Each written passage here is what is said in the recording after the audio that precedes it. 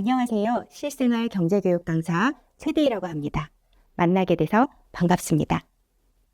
오늘은 위기에도 흔들리지 않는 금전관리에 대해 함께 알아보겠습니다. 오늘 배울 내용은 크게 세 가지입니다. 첫 번째, 금전관리입니다. 내 돈을 왜 관리해야 하는지 그 필요성부터 시작합니다. 매달 들어오는 수입이 얼마인지 확인하고 나가는 지출을 파악하는 것이 금전관리의 가장 첫걸음입니다. 두 번째, 비상자금 확보입니다. 갑작스러운 위기 상황에 당황하지 않으려면 미리 비상자금을 준비해 두어야 합니다. 예금과 적금을 활용해서 조금씩 꾸준히 돈을 모으는 방법을 알아보겠습니다. 세 번째, 금융피해 예방과 대처입니다. 열심히 모은 내 돈을 지키는 것도 중요합니다. 요즘 누구에게나 일어날 수 있는 명의노용과 보이스피싱이 무엇인지 확인하고 안전한 금융생활을 위한 수칙도 함께 알아보겠습니다. 이 세 가지를 모두 알고 나면 위기 상황에서도 흔들리지 않고 내 돈을 스스로 지킬 수 있게 됩니다. 그럼 지금부터 시작하겠습니다.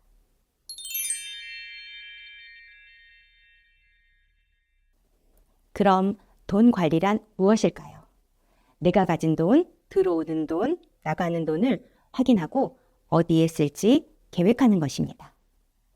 내가 쓸 수 있는 돈이 얼마인지, 버는 돈과 쓰는 돈이 얼마인지 파악하고 어디에 얼마를 쓸지 미리 생각하는 것입니다.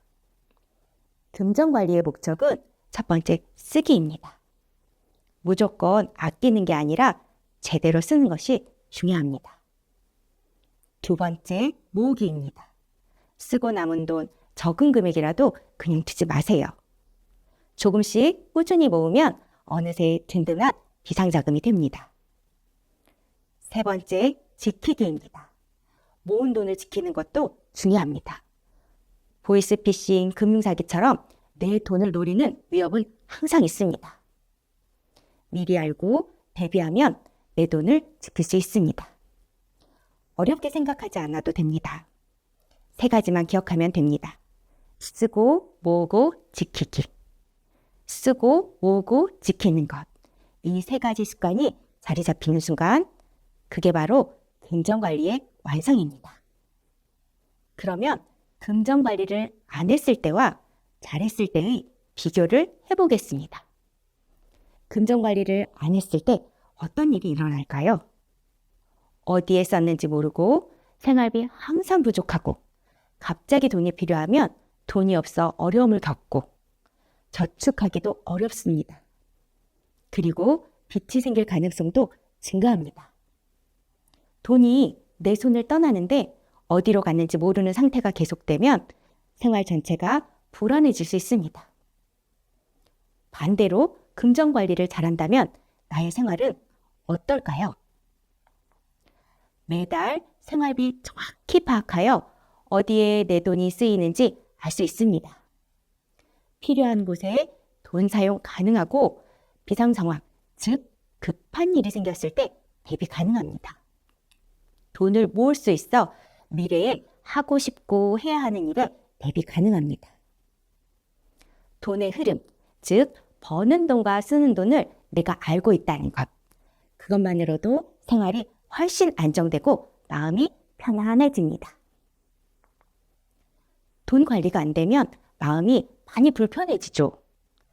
그래서 금전관리의 핵심 알려드리겠습니다. 첫째, 들어오는 돈이 얼마인지 아는 것입니다. 두 번째, 나가는 돈이 얼마인지도 알아야 합니다.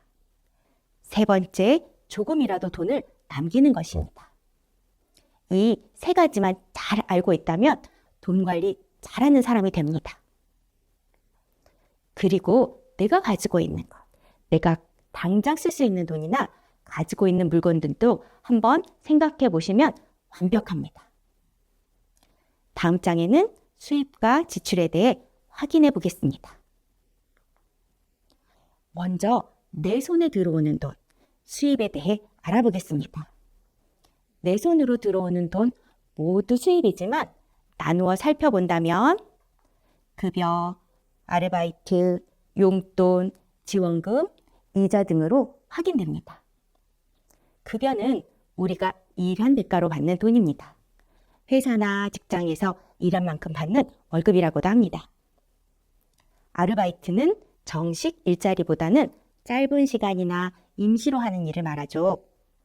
보호자로부터 자유롭게 사용하라고 받는 용돈도 있고 국가나 지원단체에서 받는 지원금도 있습니다. 은행에 저축해 받는 이자도 있습니다. 그렇다면 왜 수입을 알아야 할까요? 수입을 모르면 계획이 아니라 그냥 쓰는 겁니다. 얼마가 들어오는지 모르면 얼마를 써도 되는지 모르게 됩니다. 들어오는 돈을 확인해야 가진 돈 안에서 필요한 곳에 어디에 얼마를 쓸지 계획할 수 있습니다. 그래서 돈 관리의 출발점이 수입 파악입니다. 이번에는 나가는 돈, 즉 내가 쓰는 돈이 지출에 대해 확인해 보겠습니다. 나가는 돈, 즉 지출은 크게 세 가지로 나눌 수 있습니다. 매달 고정적으로 나가는 돈이 있습니다. 이를 고정지출 또는 정기지출이라고 합니다. 월세, 보험료, 고동료처럼 금액과 날짜가 정해져 있어 매달 자동으로 빠져나가는 돈입니다. 줄이거나 늘리기 쉬운 돈인 변동지출도 있습니다. 외식비, 간식, 쇼핑처럼 내가 선택하고 조절할 수 있는 돈입니다. 그리고 1년에 한 번에서 4번 정도 나가는 돈으로 명절 비용, 여행, 자동차 보험처럼 자주는 아니지만 한 번에 목돈이 나가는 돈도 있습니다. 이렇게 지출을 나누어서 보면 뭔가 보이기 시작합니다. 지출을 알면 4가지가 달라집니다. 어디에 쓰이는지 보이고 불필요한 것을 줄일 수 있고 필요한 곳에 제대로 쓸 수 있고 남은 돈으로 저축까지 할 수 있습니다. 지출을 아는 것, 그것이 돈 관리의 핵심입니다. 그런데 지출을 모르면 어떻게 될까요? 나도 모르는 사이에 계획한 돈보다 더 많이 쓰게 됩니다. 이것을 예산 초과라고 합니다. 이런 상황도 있을 수 있습니다. 30만 원으로 2주를 생활해야 하는데 3일 만에 30만 원을 모두 써버리는 경우도 있습니다. 이런 경우가 바로 예산 초과입니다. 이때 나는 예산을 세운 적도 없는데? 라고 생각할 수도 있습니다. 하지만 사실 이미 예산이 있는 상황이었습니다. 예산은 거창한 것이 아닙니다. 30만 원으로 2주를 살아야 한다는 것. 그 30만 원이 바로 내 예산입니다. 그런데 만약 3일 만에 30만 원을 다 썼다면 어떻게 될까요? 앞으로 11일을 버텨야 하는데 돈이 없는 상황이 됩니다. 이것이 바로 예산을 초과한 상황입니다. 내가 쓸 수 있는 돈의 한계를 아는 것. 그것이 바로 예산입니다. 예산 초과는 왜 발생할까요? 예산 초과는 여러 가지 이유로 발생합니다. 계획 없이 기분에 따라 친구가 사니까 나도 하면서 돈을 쓰는 경우도 있고요. 갑자기 병원비나 경조사가 생길 수도 있고 새로운 세탁기나 냉장고 등 물건을 구매하는 경우도 있습니다. 또 충동적으로 할인이나 이벤트에 혹해서 구매하는 경우도 있고 취미생활에 너무 몰두해 예산을 넘기게 되기도 합니다. 그래서 돈을 사용할 때는 가진 돈과 계획을 확인하는 습관이 매우 중요합니다. 예산 초과는 누구에게나 생길 수 있습니다. 중요한 것은 왜 초과했는지 확인하고 같은 실수를 줄이는 것입니다. 예산 초과 대처 방법으로 상황을 먼저 파악해야 합니다. 지금 돈이 얼마나 나왔는지 확인합니다. 통장의 잔액, 지갑의 현금, 그리고 앞으로 내가 꼭 내야 하는 돈이 있는지 확인해야 합니다. 문제를 정확하게 아는 것이 중요합니다. 스탑이라고 해서 당장 쓸 돈 줄여야 합니다. 이미 사용한 돈은 돌아오지 않습니다. 더 이상 불필요한 지출을 하지 말아야 합니다. 예를 들어 간식, 게임 결제, 굿즈 사기 등은 지출을 자제해야 합니다. 남은 돈으로 버티는 계획을 세우셔야 합니다. 남은 돈을 확인하고 앞으로 사용할 곳에 얼마를 사용해야 하는지 계산하고 계획합니다. 그리고 계획을 실천해야 합니다. 실천하는 것이 중요합니다. 마지막 반성으로 다음 달을 위해 이유를 생각합니다. 돈이 빨리 없어지는 이유를 찾아보는 것입니다. 돈이 사라지는 이유를 찾고 다음 달 같은 실수를 하지 않는 것입니다. 돈이 없는 또 다른 상황도 있습니다. 수입 감소입니다. 수입 감소는 들어오는 돈이 줄어드는 상황을 말합니다. 그렇다면 수입 감소는 왜 발생할까요? 수입 감소는 개인의 문제보다 여러 상황에서 발생할 수 있습니다. 예를 들어 근무 시간이 줄거나 일을 그만두게 될 수도 있습니다. 몸이 아파서 일을 쉬어야 할 때도 있고 받던 지원금이 갑자기 줄어드는 경우도 생깁니다. 살다 보면 수입은 언제든지 달라질 수 있습니다. 이렇게 되면 생활에 사용하는 돈이 부족해질 수 있습니다. 수입이 갑자기 줄면 불안하고 두렵습니다. 단계별로 대처할 방법을 함께 확인해 보겠습니다. 가장 먼저 지출을 확인해야 합니다. 내가 어디에 얼마를 쓰고 있는지 확인하셔야 됩니다. 지출 확인을 통해 꼭 필요한 지출, 고정지출 확인하고 먼저 떼어둡니다. 월세, 주거비, 통신비, 의료비 등 기본적인 생활을 유지 위해 필요하고 꼭 지켜야 하는 지출입니다. 그리고 줄일 수 있는 지출을 먼저 확인하고 작은 것부터 하나씩 줄여나갑니다. 배달 음식, 커피, 간식처럼 한 번쯤은 괜찮겠지 하고 쓰는 돈을 확인해 보세요. 그 작은 지출들이 쌓이면 한 달에 수만 원이 되기도 합니다. 작은 지출도 놓치지 않는 습관이 내 돈을 지킵니다. 주변에 믿을 수 있는 사람이나 복지관, 사회관리사분들에게 도움을 요청하는 것도 현명한 대처 방법입니다. 수입이 줄었을 때 가장 중요한 것은 내가 할 수 있는 것부터 하나씩 확인하고 줄여나가는 것입니다. 작은 실천이 위기를 버티는 가장 큰 힘이 될 것입니다. 지출을 줄이는 노력과 함께 앞으로의 위기를 대비하는 또 하나의 습관이 있습니다. 바로 비상자금입니다. 다음 장에서는 비상자금에 대해 알아보도록 하겠습니다.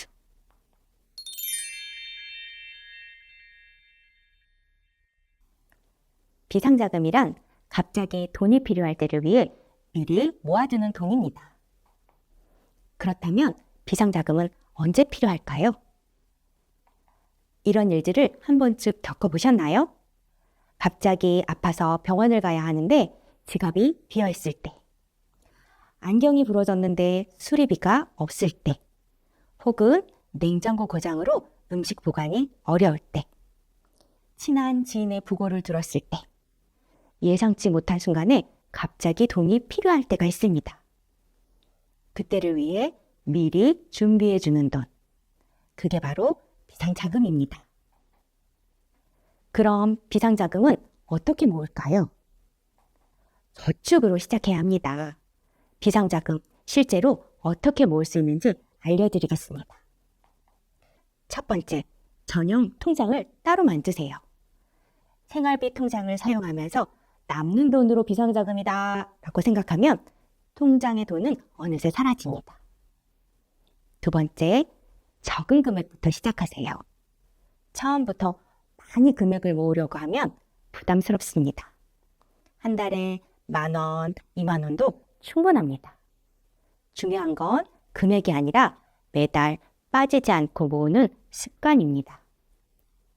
세 번째, 자동이체를 설정하세요. 용돈이나 월급이 들어오는 날 바로 비상금 통장으로 자동이체를 신청해 이용합니다. 내 손을 거치지 않아야 쓰지 않습니다. 이런 습관이 자리 잡히면 따로 신경 쓰지 않아도 자연스럽게 모입니다. 준비하고 시작하고 습관으로 만드는 것. 이 세 가지만 지켜도 비상자금은 반드시 만들어집니다. 그럼 이 저축, 구체적으로 어떻게 시작하면 될까요? 순서를 알려드리겠습니다.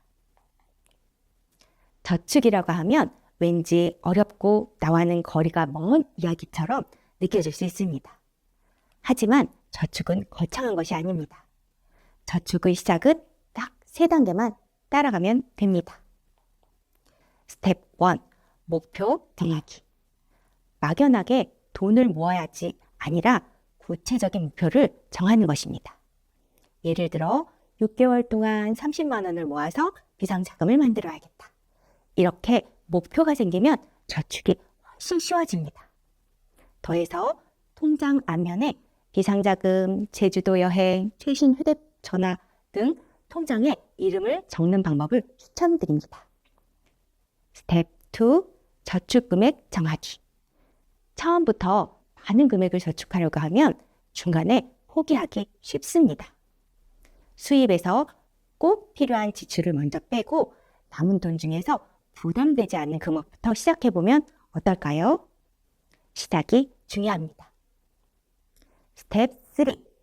저축 전용 통장 만들기. 저축 전용 통장을 만들어 보세요. 생활비 통장과 저축 통장을 분리하면 저축한 돈은 실수로 쓴 일을 막을 수 있습니다. 가까운 은행이나 은행 앱으로 쉽게 만들 수 있습니다. 처음부터 크게 시작하지 않아도 됩니다. 3개월, 6개월처럼 짧은 기간 목표를 세우고 시작해 보세요. 3개월 후 통장에 쌓인 돈을 확인하는 순간 저축이 즐거워집니다. 저축은 미래의 나를 위해 오늘의 내가 준비하는 선물입니다. 저축을 시작할 때 가장 중요한 것은 금액이 아닙니다. 바로 습관입니다. 첫 번째, 저축 먼저 하고 남은 돈 쓰기. 돈을 쓰고 남으면 저축하는 것이 아니라 저축할 돈을 먼저 빼두고 생활합니다. 순서만 바꿔도 저축이 훨씬 쉬워집니다. 두 번째, 적은 금액으로 꾸준히 하기. 매달 같은 날 적은 돈이라도 꾸준히 저축합니다. 이 작은 습관이 모여 나중에 나를 지켜주는 큰 힘이 됩니다. 세 번째, 저축한 기록 확인하기. 통장에 쌓인 금액을 눈으로 직접 확인합니다. 내가 이만큼 해냈구나 하는 자신감과 성취감이 생깁니다. 네 번째, 힘들 땐 금액을 줄여도 괜찮습니다. 갑자기 지출이 늘어난 날에는 저축액을 줄여도 괜찮습니다. 중요한 것은 멈추지 않고 꾸준히 이어가는 마음입니다. 저축에서 가장 중요한 것은 한 번에 많이 모으는 것이 아니라 작은 습관을 꾸준히 지속하는 것입니다. 오늘부터 시작해보면 어떨까요? 오늘부터 시작하는 저축입니다. 우리가 시작할 저축 상품의 이름을 확인하겠습니다. 은행마다 다양한 이름의 통장이 있지만 대표적인 기본 상품은 보통예금, 정기적금, 정기예금입니다. 보통예금은 우리가 평소에 쓰는 수시입출금 통장입니다. 돈이 생기면 언제든지 입금할 수 있고 돈이 필요할 때는 언제든지 인출할 수 있습니다. 은행에서 돈이 언제 빠져나갈지 몰라서 거의 이자는 없습니다. 정기적금은 매달 일정한 금액을 꾸준히 넣고 만기가 되면 이자와 함께 돌려받는 상품입니다. 지금 당장 큰 돈으로 시작하지 않아도 괜찮습니다. 매달 10,000원, 30,000원처럼 작은 금액부터 시작할 수 있으며 저축을 처음 시작하는 분들께 가장 적합합니다. 정기예금은 이미 가지고 있는 목돈을 일정 기간 맡겨두고 만기가 되면 이자와 함께 돌려받는 상품입니다. 당장 쓸 일이 없는 돈을 안전하게 보관하면서 이자까지 받을 수 있는 방법입니다. 예금과 적금 어떤 차이가 있을까요? 둘 다 은행에 돈을 맡기고 이자를 받는 것은 같습니다. 차이는 방식입니다. 지금 목돈이 있다면 정기예금, 지금 목돈은 없지만 돈을 모으고 싶다면 정기적금을 이용합니다. 그렇다면 돈을 모으고 싶을 때는 어떻게 하면 될까요? 첫 번째, 정기적금을 둡니다. 매달 일정 금액을 모으고 싶다면 정기적금을 만들어 보세요. 중요한 것은 얼마를 넣느냐가 아니라 꾸준히 넣는 것입니다. 진짜 저축의 시작은 매달 빠짐없이 이어가는 습관입니다. 두 번째는 생활비 관리입니다. 생활비는 수시입출금 통장과 체크카드로 관리합니다. 체크카드는 쓰는 즉시 통장에서 돈이 빠져나가기 때문에 내가 오늘 얼마를 썼는지 바로바로 확인할 수 있습니다. 돈의 흐름이 눈에 보이면 어디서 샜는지도 자연스럽게 보이고 관리도 훨씬 쉬워집니다. 중요한 것은 오늘부터 시작하는 것입니다. 적은 금액이라도 꾸준히 모아가다 보면 어느새 든든한 나만의 비상자금이 만들어져 있을 것입니다. 내가 모은 비상자금은 나를 지켜주는 안전장치입니다. 하지만 안전장치도 기준 없이 쓰면 의미가 없습니다. 사용 기준이 없으면 모은 돈을 결국 다 쓰게 됩니다. 그렇다면 비상자금 언제 써야 할까요? 꼭 지켜야 하는 4가지 원칙이 있습니다. 첫 번째, 명확한 사용 기준입니다. 비상금은 진짜 급한 상황에만 씁니다. 갖고 싶고 먹고 싶다는 이유는 안 됩니다. 병원비, 꼭 필요한 수리비처럼 이것이 없으면 안 되는 상황에만 씁니다. 두 번째, 모았으면 잊어버리세요. 사람은 돈이 있다는 것을 알면 쓰고 싶어집니다. 이건 나쁜 게 아니라 자연스러운 심리입니다. 그래서 비상금을 모아두고 나서 머릿속에서 지워버리는 게 좋습니다. 없는 돈이라고 생각해 보세요. 그래야 진짜 필요한 순간까지 지킬 수 있습니다. 세 번째, 비상자금은 나만 아는 돈입니다. 돈이 모이면 뿌듯해서 누군가에게 말하고 싶을 수 있습니다. 하지만 비상금은 말하지 않는 게 좋습니다. 왜냐하면 나 요즘 돈 좀 모았어 라고 했을 때 그럼 나한테 빌려줘 라고 하는 경우가 생길 수 있기 때문입니다. 비상자금은 자랑하는 돈이 아니라 나를 지키는 돈입니다. 조용히 나만 알고 있으면 됩니다. 네 번째, 모은 돈 지키기입니다. 비상자금은 한 번 모았다고 끝이 아닙니다. 10만 원을 사용했으면 10만 원을 채워 넣어야 합니다. 쓰고 나서 다시 채워 넣는 것까지가 비상자금 관리입니다. 왜 다시 채워 넣어야 할까요? 비상 상황은 한 번만 오지 않습니다. 비상자금이 줄어든 채로 있으면 다음 위기가 왔을 때 버틸 수 없습니다. 그래서 비상금을 쓰면 반드시 다시 채운다는 원칙을 기억해 주세요. 이 4가지를 지킬 때 비상금은 단순한 돈이 아닙니다. 위기가 와도 나를 지켜주는 든든한 버팀목이 됩니다. 다음 장에서는 모은 돈 지키는 방법에 대해 알아보겠습니다.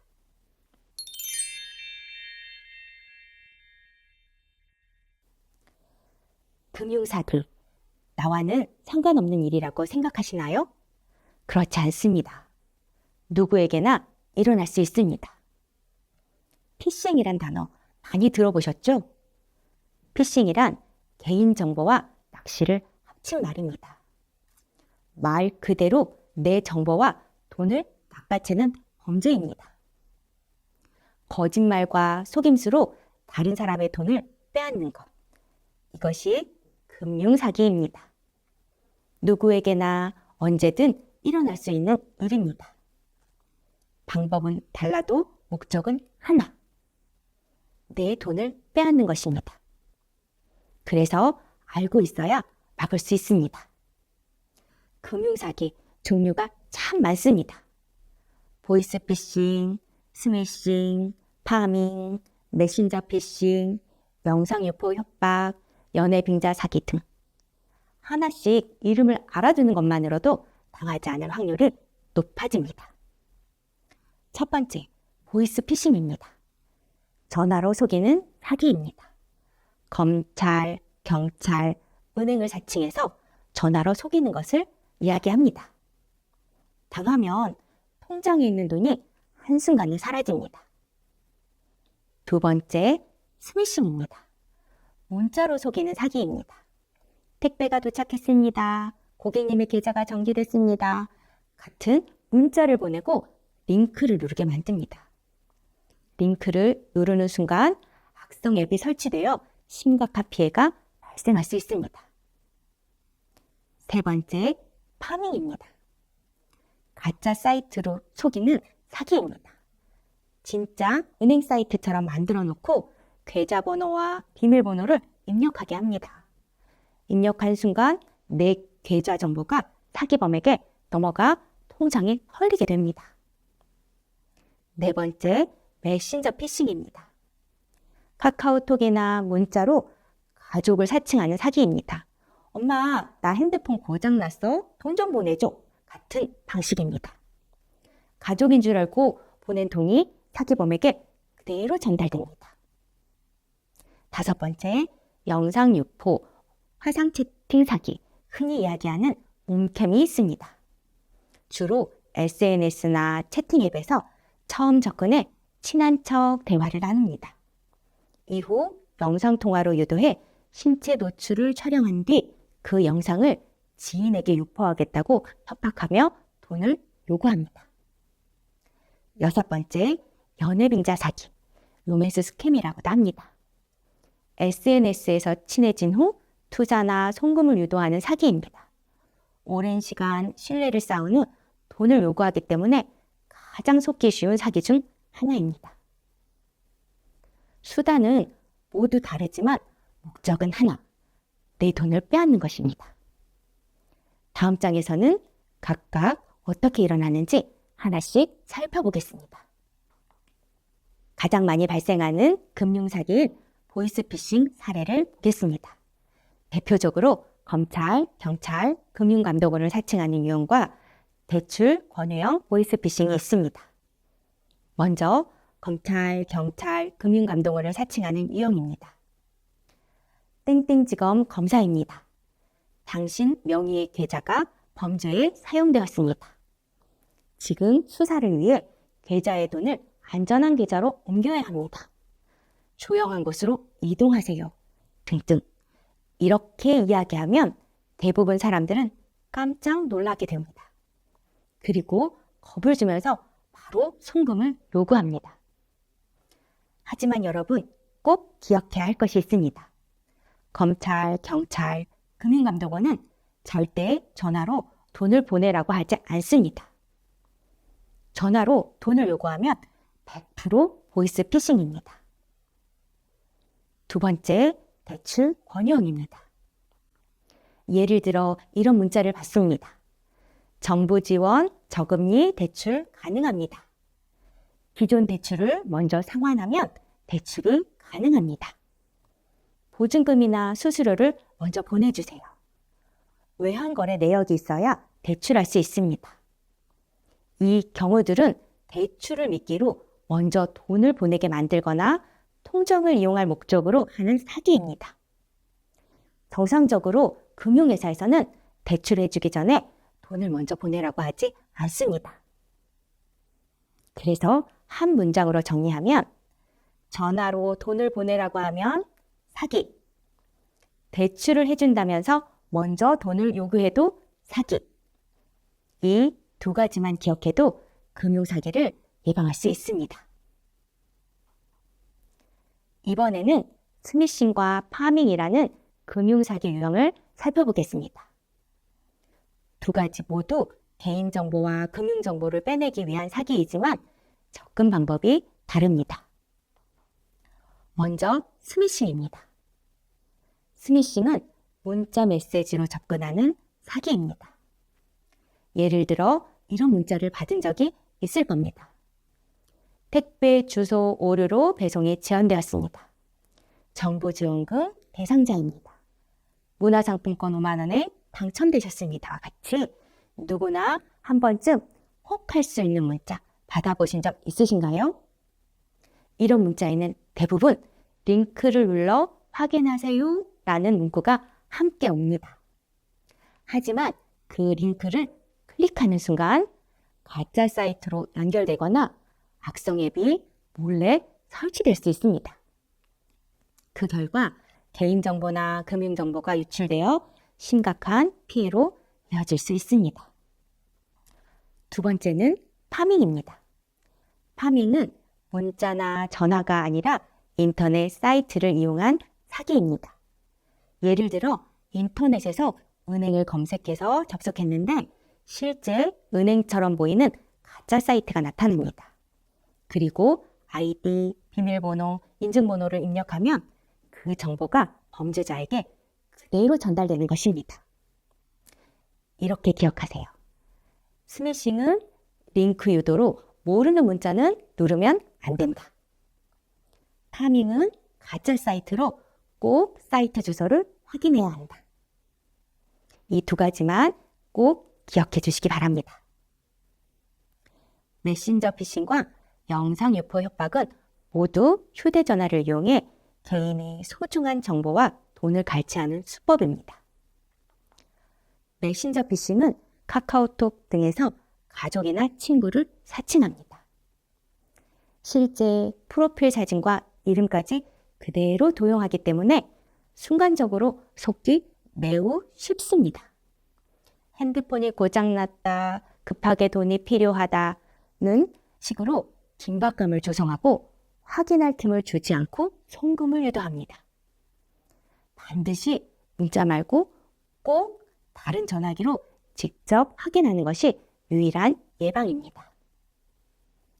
영상 유포 협박은 채팅 앱이나 SNS에서 이성이 먼저 친근하게 접근한 뒤 자연스럽게 영상 통화를 유도합니다. 이때 더 잘 보인다는 이유로 별도 앱을 설치 권하는데 이 앱이 설치되는 순간 피해자의 연락처 전체가 범죄자에게 넘어갑니다. 나도 켤게 하며 친근하게 말을 건네지만 상대방의 화면에는 보이는 것이 실제 얼굴이 아닙니다. 미리 준비된 녹화 영상을 재생하며 상대를 안심시키는 것입니다. 이렇게 영상이 확보되는 순간 가족과 지인에게 영상을 유포하겠다며 반복적으로 돈을 유도합니다. 돈을 보내도 협박은 끝나지 않습니다. 이런 상황이 생기면 혼자 해결하려고 하지 마세요. 즉시 경찰에 신고하는 것이 가장 중요합니다. 신고가 빠를수록 피해를 줄일 수 있습니다. 사랑인 줄 알았는데 사기였다. 바로 연애빙자 사기입니다.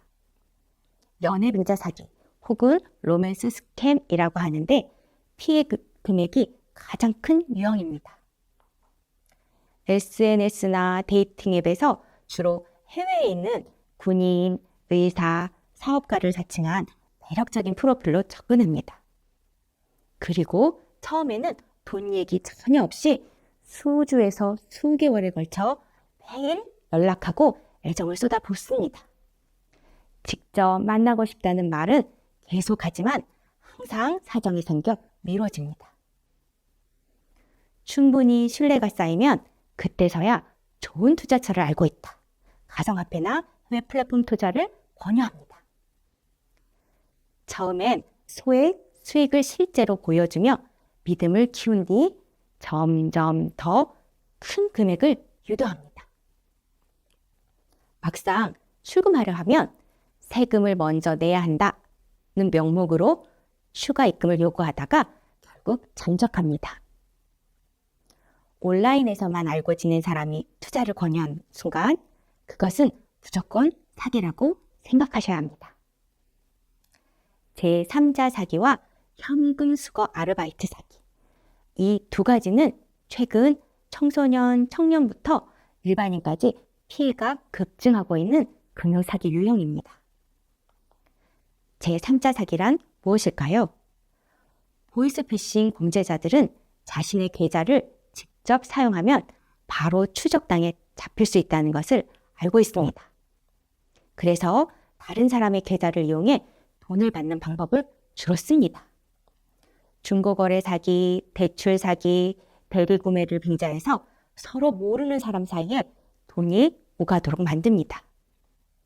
피해자는 물건 대금이나 대출금인 줄 알고 입금하지만 실제로는 범죄 자금이 내 계좌를 거쳐 세탁되는 것입니다. 문제는 내가 몰랐어도 처벌을 받을 수 있다는 것입니다. 내 계좌가 범죄에 이용된 순간 사기 방조, 공범이 될 수 있습니다. 계좌 정지와 통장을 만들기 어려우며 형사처벌과 민사 손해배상까지 받을 수 있습니다. 현금 수거 아르바이트는 서류 전달, 현금 픽업 같은 단순한 업무처럼 보이지만 실제로는 보이스피싱 조직의 전달책으로 이용되는 전형적인 범죄 수법입니다. 범죄자들은 고액 아르바이트를 미끼로 사람을 모집한 뒤 이미 보이스피싱에 속은 피해자에게 직접 방문해 현금을 가다하도록 시킵니다. 아르바이트생 입장에서는 단순 심부름이지만 법적으로는 보이스피싱 조직의 공범, 즉 전달책입니다. 현장에서 현금을 들고 있다가 체포되는 경우가 많고 증거가 명확하기 때문에 처벌 수위도 높습니다. 피해자에 대한 손해배상까지 책임질 수 있습니다. 내가 모르는 사이에 범죄자가 될 수 있다는 거 꼭 기억하시기 바랍니다. 지금까지 다양한 피싱 사기 유형을 살펴보았습니다. 수법은 달라 보이지만 사실 이 모든 사기에는 똑같은 공통점이 있습니다. 첫 번째, 신뢰 조작입니다.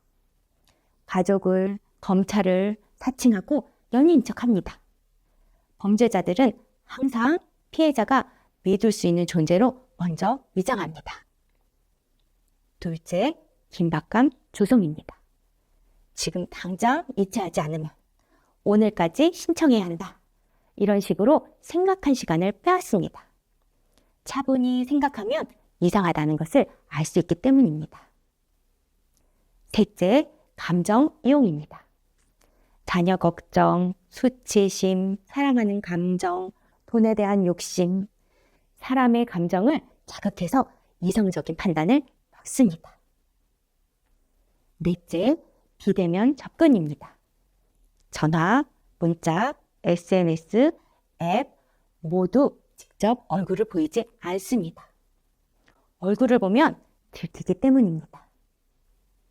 다섯째, 결국 금전 요구입니다. 수법이 아무리 달라도 마지막은 항상 같습니다. 돈을 보내달라. 계좌를 알려달라. 개인정보를 입력해라. 목적은 단 하나, 돈입니다. 여섯째, 피해자 고립입니다. 가족한테도 말하지 마세요. 비밀로 해야 합니다. 주변에 도움을 요청하지 못하도록 막는 것입니다. 이것이 사기의 완성입니다. 왜 개별 수법이 아닌 공통점을 말씀드리는 걸까요? 사기 수법은 매년 새롭게 바뀝니다. 하지만 공통 패턴은 바뀌지 않습니다. 신뢰를 얻고 긴박감을 주고 감정을 흔들고 고립시키는 이 공식은 10년 전에도 지금도 앞으로도 똑같습니다. 이 패턴을 알고 있으면 어떤 새로운 사기가 나와도 여러분은 스스로를 지킬 수 있습니다.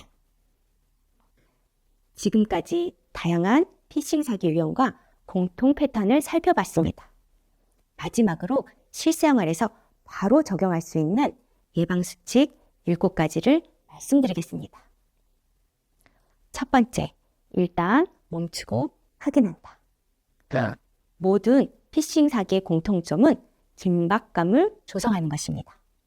지금 당장, 오늘까지, 빨리 라는 말이 나오는 순간 그것이 바로 멈춰야 할 신호입니다.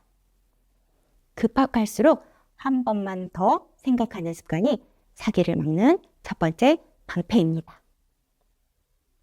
두 번째, 전화로 직접 본인 확인. 카카오톡이나 문자로 가족, 지인이 돈을 요청한다면 바로 송금하지 마세요. 반드시 다른 전화로 직접 확인하십시오. 전화 한 통이면 진짜인지 가짜인지 바로 알 수 있습니다. 세 번째, 출처 불명 링크, 앱 절대 누르기 금지. 문자나 카톡으로 온 링크는 누르기 전에 반드시 발신자를 확인하세요. 택배사, 은행, 정보기관은 문자로 링크를 보내 앱 설치를 요구하지 않습니다. 공식 앱스토어 이외에서 설치를 유도하는 앱은 100% 악성 앱이라고 보시면 됩니다. 네 번째, 개인정보, 금융정보 절대 입력하면 안 됩니다. 어떤 기관도 전화나 문자로 계좌번호, 비밀번호, 보안카드 번호를 요구하지 않습니다. 검찰이든 경찰이든 금융감독원이든 마찬가지입니다. 이런 요구를 받는 순간 전화를 끊고 해당 기관에 직접 전화해서 확인하셔야 합니다. 다섯 번째, 온라인 만남 후 금전 요구 거절입니다. SNS나 데이팅 앱에서 만난 사람이 투자를 권유하거나 송금을 요청하면 무조건 거절하세요. 아무리 오래 연락했어도, 아무리 좋은 감정이 생겼어도 직접 만나기 전에 돈이 요구하는 것은 절대 안 됩니다. 온라인에서만 알고 지낸 사람이 금전 요구는 100% 사기입니다. 여섯 번째, 주변에 반드시 알려야 합니다. 사기범들이 가장 두려워하는 것은 바로 주변에 알리는 것입니다. 그래서 항상 녹음 중이니 다른 소리 들어가지 않도록 조용한 곳으로 이동하세요. 비밀로 하세요. 다른 사람한테 말하면 안 됩니다. 라고 합니다. 이 말 자체가 사기의 신호입니다. 조금이라도 이상하다 싶으면 혼자 결정하지 마시고 즉시 가족이나 지인에게 알리고 함께 행동하셔야 합니다. 일곱 번째, 피해 신고는 즉시. 이미 피해를 당했다면 절대 혼자 해결하려고 하지 마세요. 부끄러운 일이 아닙니다. 신고가 늦어질수록 피해 금액은 커지고 법인 검거는 어려워집니다. 경찰청 182, 금융감독원 1332, 이 두 곳, 두 번호만 기억하세요. 오늘 말씀드린 7가지 수칙을 한 문장으로 요약하면 이것입니다.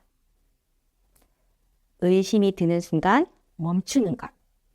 그것이 최고의 예방입니다.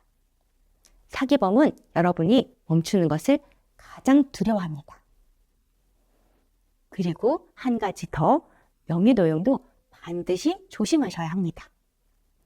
명의도용은 말 그대로 내 이름을 다른 사람이 사용하는 것입니다. 다른 누군가가 내 이름, 주민등록번호, 휴대폰 인증번호 같은 정보를 이용해 대출을 받거나 휴대폰을 개통하거나 계좌를 만들 수 있습니다. 실제로 돈을 사용한 사람은 다른 사람인데 기록에는 내 이름으로 남습니다. 그래서 내가 전혀 모르는 사이에 갑자기 대출이 생기거나 요금이 청구되는 피해가 발생합니다.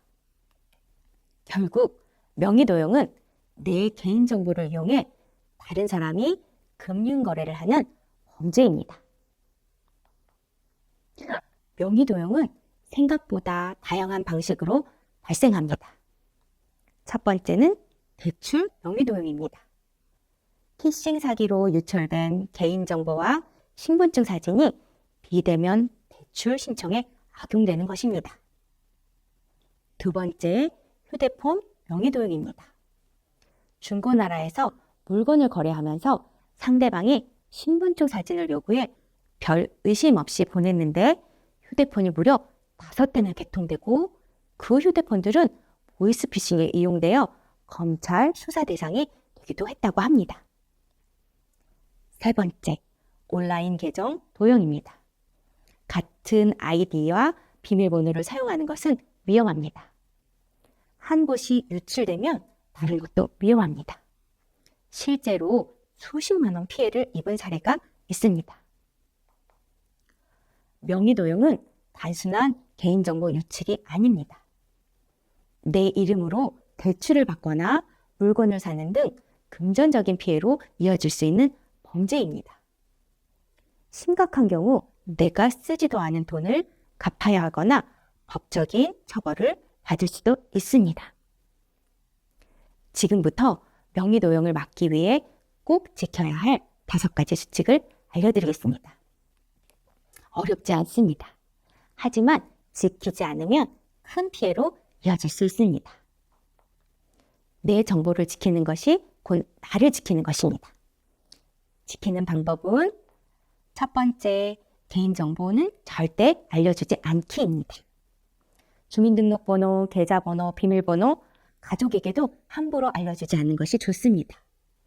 전화나 문자로 개인정보를 요구하면 무조건 의심하세요. 어떤 기관에서도 전화로 비밀번호를 묻지 않습니다. 두 번째, 신분증 함부로 맡기지 않기. 신분증을 맡기거나 사진을 찍게 하는 것도 위험합니다. 신분증 사진 한 장으로 휴대폰 개통, 대출 신청이 가능하기 때문입니다. 꼭 필요한 경우가 아니면 절대 건네지 마십시오. 세 번째, 출처불명 링크나 앱 클릭 금지로 모르는 번호로 온 문자나 카카오톡 링크는 클릭하지 마세요. 링크 클릭 하나로 내 개인정보가 통째로 빠져나갈 수 있습니다. 의심스러우면 클릭하지 않는 것이 최선입니다. 네 번째, 명의대여 절대 금지입니다. 지인이나 가족이 부탁하더라도 내 명의를 빌려주는 것은 절대 안 됩니다. 명의를 빌려주면 내가 쓰지 않은 빚도 내가 갚아야 하고 경우에 따라 법적 처벌까지 받을 수 있습니다. 또 하나, 내 통장, 도장도 빌려주시면 안 됩니다. 5번째, 내 명의 정기적으로 확인하기. 모르는 사이 내 명의로 휴대폰이 개통되거나 대출이 생길 수 있습니다. 통신사나 금융기관에서 정기적으로 내 명의 사용 내역을 확인하는 습관을 가지기 바랍니다. 이상한 내역이 보이면 즉시 신고하세요. 오늘 알려드린 5가지 수칙 꼭 기억해 주세요. 금융사기나 명의도용 피해를 당했을 때 어디에 연락해야 할지 몰라 당황하는 경우가 많습니다. 오늘은 알아둬야 할 4곳을 알려드리겠습니다. 경찰청 112. 피해가 발생했다면 가장 먼저 112에 신고하세요. 우리가 가장 잘 아는 번호 112입니다. 금융감독원 1332입니다. 피해 구제 신청부터 불법 금융 신고까지 모두 가능합니다. 112 다음으로 기억해야 할 번호 1332입니다. 명의도용 방지 서비스. 내 명의로 몰래 개통된 휴대폰이 있는지 확인할 수 있는 곳입니다. 피해가 의심될 때뿐만 아니라 평소에도 주기적으로 확인해 두는 것이 좋습니다. 한국정보통신진흥협회에서 확인하시면 됩니다. 계좌 통합관리 서비스. 내 명의로 만들어진 계좌나 대출이 있는지 한눈에 확인할 수 있는 곳입니다. 사기를 당했다면 당황하지 마세요. 이때 가장 중요한 것은 빠른 행동입니다. 첫 번째로 거래은행에 즉시 전화해서 지급정지 요청하세요. 가장 먼저 해야 할 일은 내가 돈을 보낸 은행 고객센터에 전화하는 것입니다. 보이스피싱 피해를 당했습니다. 지급정지 해주세요. 라고 말하세요. 두 번째로 112 신고입니다. 은행에 지급정지 요청 후 바로 112에 신고하세요. 경찰서에서 사건, 사고, 사실 확인원을 발급받아야 다음 단계로 넘어갈 수 있습니다. 세 번째, 은행을 방문하여 피해 구제 신청하셔야 합니다. 신분증과 사건, 사고, 사실 확인원을 들고 은행 영업정을 직접 방문하여 신청합니다. 이렇게 3가지 기억하시기 바랍니다. 지금까지 배운 내용을 정리해 드리겠습니다. 이 7가지 마음에 담아가 주시기 바랍니다. 첫 번째, 금전관리는 건강한 생활의 기초입니다. 돈을 잘 관리하는 것은 단순히 돈을 아끼는 것이 아닙니다. 내 생활을 안정적으로 지키는 가장 기본적인 힘이며 행복하고 즐거운 지출을 위한 것입니다. 두 번째, 수입과 지출을 파악하고 예산을 세워야 합니다. 내가 한 달에 얼마를 벌고 얼마를 쓰는지 아는 것이 시작입니다. 수입을 알아야 계획을 세우고 지출을 알아야 줄이고 모을 수 있습니다. 세 번째, 어려울 때는 지출을 줄이고 지원 제도를 활용합니다. 힘든 시기에는 혼자 버티려고 하지 마세요.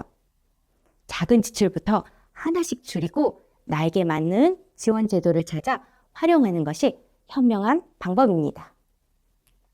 네 번째, 조금이라도 꾸준히 저축합니다. 비상자금에 관해 확인했습니다. 생활비 통장과 저축 통장 딱 두 개만 만들어 보시기 바랍니다. 생활비 통장은 매달 쓸 돈을 넣어두는 통장입니다. 저축 통장은 손대지 않고 모아두는 통장입니다. 이 두 개로 나누면 내 돈이 어디로 가는지 한눈에 보입니다. 저축은 습관에서 시작합니다. 먼저 10,000원이라도 매달 빠지지 않고 넣는 습관을 만드세요. 습관이 자리 잡히면 그때 금액을 늘려도 늦지 않습니다. 다섯 번째, 신분증 통장을 절대 빌려주면 안 됩니다. 아무리 친한 사람이 부탁해도 절대 안 됩니다. 내 이름으로 생긴 빚은 결국 내가 갚아야 하기 때문입니다. 신분증과 통장, 도장 절대 남에게 건네지 마시기 바랍니다. 여섯 번째, 의심스러운 전화는 일단 끊습니다. 모르는 번호, 이상한 느낌이 드는 전화는 일단 끊는 것이 최선입니다. 끊고 나서 가족이나 주변에 먼저 물어보세요. 전화를 끊는 것은 신뢰가 아닙니다. 나를 지키는 행동입니다. 일곱 번째, 사기를 당했다면 즉시 신고합니다. 혹시라도 피해를 당했다면 당황하지 마세요. 먼저 거래은행에 전화해 지급정지를 요청하고 바로 112에 신고합니다. 빠른 신고가 피해를 줄이는 가장 중요한 방법입니다. 오늘 배운 내용이 여러분의 일상에 작은 도움이 되었으면 좋겠습니다. 어렵게 느껴지더라도 오늘부터 한 가지씩만 실천해 보세요. 작은 실천 하나가 여러분의 생활을 더 든든하게 만들어 줄 것입니다. 오늘 강의에 함께 해주셔서 감사합니다.